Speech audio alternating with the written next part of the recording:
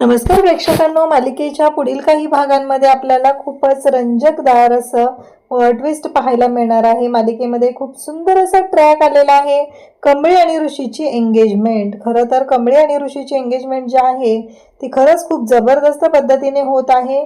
कमळी आणि ऋषी दोघंही एकमेकांवर किती प्रेम करतात हे आपल्याला माहिती आहे, पण कमळीला मात्र या गोष्टीची अजूनपर्यंत जाणीव नाहीये। कमळीला फक्त एवढंच वाटत असतं की नाही, ऋषी सरांनी मला फसवलेलं आहे आणि ऋषी सरांनी आबा बनून मला लेटर पाठवलेले आहेत, एवढाच राग धरून कमळी बसलेली असते। पण आता सगळ्यांनी तिला समजवल्यानंतर ती या लग्नासाठी तयार होते। पण यामध्ये एक गोष्ट घडणार आहे आणि ती म्हणजेच की कमळी आणि ऋषीच्या साखरपुड्याच्या ऐन वेळी, म्हणजे कमळी जेव्हा ऋषीच्या बोटामध्ये अंगठी घालत असते तेव्हा कामिनीने येऊन जो काही गोंधळ घातलेला आहे, कामिनीने ज्या काही गोष्टी केलेल्या आहेत त्यामुळे मात्र सगळेजण पाहतच राहतात।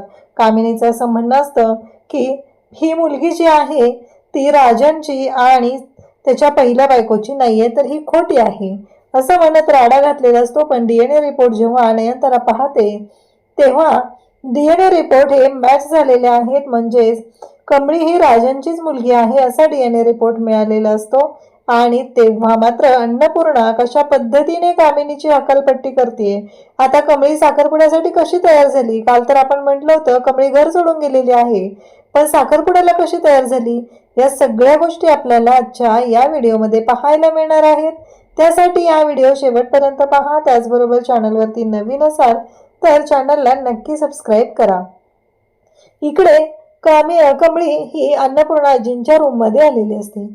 तिथे आल्यानंतर ती म्हणत असते, आजी तुम्ही गैरसमज करून घेऊ नका, मला खूप महत्त्वाचं बोलायचं आहे, पण त्याआधी मला सांगा बरं तुम्ही औषधं घेतली का? मग अन्नपूर्णाने अजून औषधं घेतलेली नसतात। मग कमळी म्हणत असते की का असं करता अन्नपूर्णा आजी, तुम्ही का औषधं घेतलेली नाहीत सांगा बरं, वेळच्या वेळी औषधं घेतली पाहिजेत की नाही, आणि तुम्ही अजिबात ऐकत नाहीये असं म्हणत कमळी अन्नपूर्णा आजीवरती ओरडत असते। तेव्हा ती म्हणते, हो अगं पण मला सांग, आता जेव्हा तू लग्न होऊन जाणार तेव्हा मग कोण करणार आहे माझी काळजी? तेव्हा कमळी अन्नपूर्णा आजीकडे पाहत असते आणि त्यांना म्हणू लागते की मी ना थोड्या वेळ बसू का, मला ना थोडं महत्त्वाचंच बोलायचं आहे तुमच्याशी असं म्हणत ती बोलायला सुरुवात करते। पण अन्नपूर्णा आजी मात्र म्हणत असतात की कमळी म्हणते, मी थोड्या वेळ तुमच्याजवळ बसू का?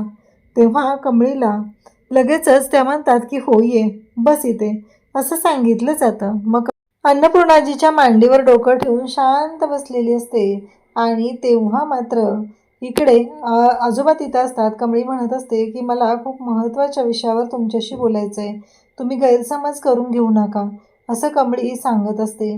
आजोबा म्हणत असतात, अगं नको बोलूस, तू नको बोलू, तिला काही सांगू नकोस, तुला माहीत नाहीये तू खरंच राजांची मुलगी आहे, या घरची मोठी नात आहे असं आजोबा म्हणत असतात। कारण आजोबांना माहिती आहे की जेव्हा गौरी आली होती तेव्हा गौरीही सांगून गेलेली आहे आणि कमळीच्या हातावर सेम तशीच जन्मखून आहे जी आजोबांच्या आईच्या हातावर होती आणि त्यामुळं कमळीच्या बाबतीत आजोबांना अजिबात शंका नाही। पण आता मात्र गोष्टी खूपच भयानक पद्धतीने घडत असतात। इकडे अनिका मात्र राडा घालायला तयार असते। अनिका दारू पिऊन गेले, ए तारू मी पिले दारू असं वेगवेगळं बोलत असते। इकडे कमळी मात्र अन्नपूर्णाजीला सांगत असते की मला माफ करा, तुम्ही गैरसमज करून घेऊ नका, कारण मला तुम्हाला काही गोष्टी सांगायच्या आहेत, कारण मी तुमची खरी नात नाहीये। खरं तर ऋषी सरांबरोबर लग्न करण्याचा अधिकार मला नाहीये, तो या महाजनांच्या मोठ्या नातीला आहे। पण आत्ता जे काय घडतंय त्यामुळं मला खरं तर ना कळतच नाहीये, मला कोणाला फसवायचं नाहीये। हे बघा आजी, मी जे काही आलेली आहे ते राजन सरांनी मला आणलेलं आहे आणि तेही फक्त तुमची तब्येत ठीक नव्हती, या घरातलं वातावरण खूपच बिकट झालेलं होतं आणि त्याचबरोबर कामिनी आणि त्याचबरोबर कडूआजी आणि त्या रागिणी काकी आणि अनिका तुमच्या जीवावर उठलेले होते, म्हणून राजन काकांनी हा निर्णय घेतला आणि त्यांनी मला घरी आणलेलं आहे असं कमळी सांगत असते। तेव्हा मात्र इकडे कमळीच्या डोक्यात फक्त एकच विचार असतो, काहीही झालं तरीही कमळी म्हणत असते की नाही, अन्नपूर्णा आजींना दुखवायचं नाहीये। इकडं नयनतारा आता ऋषीच्या रूममध्ये आलेली असते। अनिकाचा गोंधळ सुरू असतो। या दोघांनी अनिकाला कसं तरी गप्प केलेलं असतं, म्हणजे सायबा आणि ऋषीने, पण तिचा गोंधळ घालणं काही थांबतच नसतं। ती मात्र जोरजोरात ओरडत असते, बोलत असते आणि त्याच वेळेस इकडे नयनतारा तिथे येते. ह्या दोघांनी तिला लपवून ठेवलेलं असतं, तरीही ती त्यातून बाहेर निघते आणि तारू तुला माहीत नाही आहे मी काय सांगणार आहे ते, ऐकून घे माझं, असं म्हणत आता ती ओरडून बोलत असते. तेव्हा ऋषी म्हणतो, अगं ही काय बोलते, हिलाच माहीत नाही आहे, खूप वेळ झाला तिचं हे सगळं असंच बोलणं झालेलं आहे. तेव्हा मात्र आता इकडे कमळीनं तर निर्णय घेतलेला असतो, बॅग भरलेली असते आणि निंगीला घेऊन ती गावाकडे निघालेली असते. तेवढ्यातच गेटवर बंड्या येतो आणि बंड्या म्हणतो की चल कमळे, तुझ्या आयुष्यातल्या सगळ्यात महत्त्वाच्या व्यक्तीला आज तुला भेटवायचं आहे, म्हणून मी तुला बोलवायला आलेलो आहे, चल. आणि कमळी म्हणते, अरे कुठे? तर ती सांगतो की चल चल, मी तुला सांगतोय ना, देवीच्या मंदिराच्या तिकडे चल, तिथे आता तुला भेटणार आहेत. आणि मग देवीच्या मंदिराच्या तिथे घेऊन आल्यानंतर निंगी आणि कमळीला धक्काच बसतो, कारण समोर सरू उभी असते. सरू आलेली पाहून कमळीला तर कळायचंच बंद होतं. कमळी म्हणते, काय आहे तू? आई इथं कशी आलीस ग तू? कुठं होतीस ग तू? असं म्हणत ती बोलायला सुरुवात करते. तेव्हा मात्र आपल्याला पाहायला मिळतं फ्लॅशबॅकमध्ये काय घडलेलं होतं. तर निंगीने बंड्याला फोन केलेला होता आणि निंगीने बंड्याला सांगितलेलं होतं की कमळी आता इथून निघून जायचं म्हणते गावाकडे, कारण तिला हा साखरपुडा हे लग्नच करायचं नाही आहे, म्हणून तिला असं वाटतंय. तेव्हा बंड्याने त्यावेळेस सरूला फोन केलेला असतो, कारण बंड्याला माहिती आहे की फक्त आणि फक्त सरू काकीच कमळीला या सगळ्यातून शांत करू शकते, योग्य तो मार्ग दाखवू शकते. आणि म्हणूनच बंड्याने हा निर्णय घेतलेला असतो आणि घाईघाईत त्याने सरूला फोन केलेला असतो. म्हणजे सरूने त्याला नंबर देऊन गेलेले असते त्या शेजारच्या मावशींचा. आता फोन तर वाजत असतो, पण त्यांचा फोन आहे तो कसा उचलायचा, म्हणून सरू काही फोन उचलत नाही, त्यांना उठवत असते. पण तेवढ्यातच त्या काही उठत नाहीत, म्हणून सरूच्या लक्षात आल्यानंतर सरू शेवटी फोन उचलते आणि म्हणते, कोण आहे? तेव्हा बंड्या सांगतो की मी बोलतोय सरू काकी, खूप महत्त्वाचं काम आहे, अर्जंट काम आहे, तू आत्ताच्या आत्ता मंदिरात ये. तेव्हा सरू म्हणत असते, पण का रे, काय झालं? तेव्हा बंड्या फक्त एवढंच म्हणतो की ये लवकर. आता बंड्याने हे सांगितलेलं असतं आणि मग तो सरूला घेऊन मंदिरात आलेला असतो.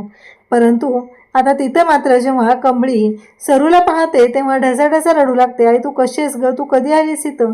तेव्हा आई म्हणत असते की ते महत्त्वाचं नाही आहे, महत्त्वाचं हे आहे की काहीही झालं तरीही कमळी तू हार मानायची नाही. कमळी म्हणते, आई तुला नाही माहिती ग, बरं मला सांग आबा कसे आहेत आणि आबांच्या बाबतीत काय चाललंय? असं म्हणत हे सगळं जेव्हा घडत आहे तेव्हा मात्र इकडे आबांच्या बाबतीत जे झालेलं आहे ते ऐकून सरूच्या डोळ्यात पाणी येतं. सरू म्हणते, आत्ता जर का मी हिला सांगितलं तर या सगळ्या गोष्टी आता सुरू झालेल्या असतात. ती म्हणते की नाही नको, ही सगळं सोडून ना पुन्हा माघारी येईल, त्याच्यामुळं मला असं वाटतंय की नाही काहीही झालं तरी हे आत्ता सांगायचं नाही. ती म्हणते, अगं ती शेजारचा नव्हता का तो क्या, त्याच्याबरोबर काशीला गेले, तर तुला माहिती आहे ना त्यांना किती वेळ येते, म्हणून मी काय त्यांना बोललेलो नाही आहे, असं आई सांगते. आणि दोघेही बोलत असतात. कमळी म्हणते, आई तुला माहीत नाही काय झालंय. तेव्हा आई कमळीला सांगत असते की हे बघ, काहीही असलं तरीही त्या स्त्रीमध्ये तेवढी ताकद असते आणि त्याचबरोबर ती आपल्या कुटुंबाला सांभाळू शकते, म्हणून तर तिला तेवढं कणखर बनवलेलं असतं. त्यामुळं तुलाही आता निर्णय घ्यायचा आहे. आबा काय सांगतात सांग, वाटेत जर का खड्डा आला तर आपण वाट बदलत नाही आहे, तर तो खड्डा तिथला बुजवतो आणि मग पुढे जातो. त्यामुळं तुलाही तेच करायचं आहे, कारण आपण छत्रपती शिवाजी महाराजांच्या त्यांच्या तत्वांवर त्यांनी आजपर्यंत जे काही सांगितलेलं आहे त्या सगळ्या गोष्टींचं आपण पालन करत आहे आणि त्यानुसार वागत आहे, त्यामुळं तुला माघार घेता येणार नाही, असं आई सांगत असते. तेव्हा मात्र इकडे आता पाहायला मिळतं की दुसऱ्या दिवशी सकाळी आता सगळेजण तयार झालेले आहेत. कमळी तयार होत असते. कमळी रात्रीच घरी आलेली असते. आईने एवढं समजवल्यानंतर बंड्या तिला घेऊन पुन्हा माघारी येतो. तर इकडे आता अनिकाला खूप राग आलेला असतो. अनिकाची खूप चिडचिड झालेली असते. तू काहीच करू शकत नाही राणी आजी, तुला माहिती आहे का, तुझं काहीच उपयोग नाही आहे, तू जे काय वागते जे काय करते ते पूर्णपणे चुकीचं आहे, कारण तू मॅड झालेली आहेस. तुला माहीत नाही, मी त्या मॅड आजीला मॅड म्हणत होते, पण आता तुलाच म्हणलं पाहिजे, कारण तुझ्या जरा पण लक्षात येत नाही आहे, तू जे काय करते ते चुकीचं आहे, एवढं लक्षात ठेव, असं म्हणत अनिका म्हणते की आता मीच करणार आहे. तेव्हा कामिनी म्हणते की गेम अजून संपलेला नाही आहे, कारण शेवट मी करणार आहे.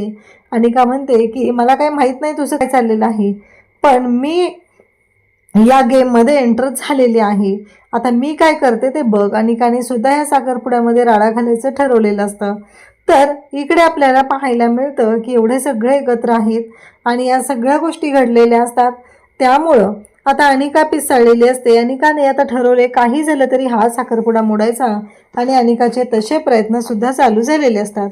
इकडे कमळी ऋषी साखरपुड्यासाठी आता स्टेजवर आहेत. अन्नपूर्णा मॅडम, नयनतारा आहे, हे सगळेजण तिथं आहेत. परंतु एक गोष्ट मात्र एवढी जबरदस्त घडलेली असते, ती म्हणजेच की आता तिथे ओरडायला सुरुवात करते, ती म्हणजे कामिनी. हे लग्न होऊ शकत नाही, कारण नयनतारा तुला माहीत नाही आहे, ज्या मुलीशी तू लग्न ठरवलेलं आहे ती राजनची मुलगीच नाही आहे, हा घे पुरावा, असं म्हणत तिने ते जे DNA रिपोर्ट आहेत ते रिपोर्ट दिलेले असतात. नयनतारा म्हणते माझा कमळीवर पूर्ण विश्वास आहे, पण तरी पण हे रिपोर्ट काय सांगतात ते मी पाहते, असं म्हणत नयनताराने आता ते रिपोर्ट उघडलेले असतात. आणि जेव्हा ती रिपोर्ट वाचते तेव्हा ती म्हणते की यामध्ये रिपोर्ट पॉझिटिव्ह आलेला आहे, म्हणजे दोघांचे दिलेले सॅम्पल होते ते वापरलेले आहेत आणि त्यानंतर हा जो रिपोर्ट आहे तो आलेला आहे. आता मात्र अन्नपूर्णाजीला खूप राग येतो, कारण मगाशी अनिकाने गोंधळ घातला होता आणि आता तू गोंधळ घालतीये असं म्हणत अन्नपूर्णाजी कामिनीचा हात धरते आणि दरादरा तिला बाहेर ओढत घेऊन जाते आणि म्हणते बाद झालं. आता इकडे कमळी ऋषी सगळेजण पाहत असतात, पण आता जेव्हा हे सगळं कमळीकडे येतं आणि ते कामिनी माघार येते आणि सांगू लागते की हे बघा पुरावा. मग राजन जेव्हा त्या डॉक्टरला भेटायला गेलेला असतो तेव्हा तिथे CCTV कॅमेरा असतात आणि त्याच्यामध्ये राजनचा आणि त्या टेक्निशियनचा व्हिडिओ रेकॉर्ड झालेला असतो आणि तो व्हिडिओ सगळ्यांच्या समोर दाखवला जातो. त्यावरून स्पष्ट होतं की कमळी ही राजनची मुलगी नाही आहे, तर राजनने त्या माणसाला रिपोर्ट बदलायला सांगितलेले आहेत. आता मात्र अन्नपूर्णाला खूप राग येतो आणि अन्नपूर्णा आता कमळीच्या बाबतीत खूप मोठा निर्णय घेणार आहे, कारण अन्नपूर्णाजींनी कमळीला त्यांच्या डोक्यावर हात ठेवून शपथ घेऊन बोलायला सांगितलेलं होतं की नक्की काय झालेलं आहे आणि तू माझ्याशी खोटं बोललेली नाहीस. पण आता घडतं असं की कमळी सांगते की हो, मी तुमची फसवणूक केलेली आहे, असं म्हणत कमळीने चूक मान्य केलेली आहे. अशाच अपडेटसाठी चॅनलशी कनेक्ट राहा. थँक्यू.